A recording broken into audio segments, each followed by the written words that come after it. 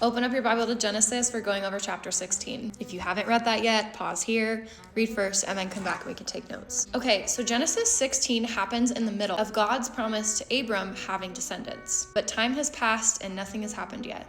So Sarai suggests Abram has a child through her servant Hagar, which is actually a common cultural practice at the time. So Abram agrees, Hagar becomes pregnant, and then everything gets really intense. Hagar begins to look down on Sarai. Sarai treats her harshly, and Hagar ends up running away into the wilderness. And this is where something really important happens. God meets Hagar there and talks to her directly. One of the main things here is what happens when people try to take control of God's timing.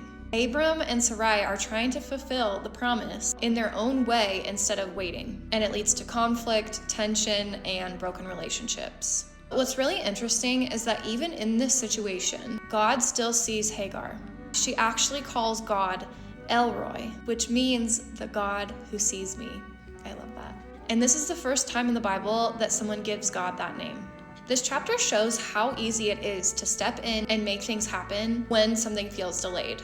Waiting can be uncomfortable, and sometimes people try to force their outcomes instead of trusting the process. But it also shows that God sees people who are often overlooked or mistreated. Hagar is not the main person of the story, but God still meets her personally. But that's a really important reminder that God's attention is not limited to just the people that we expect.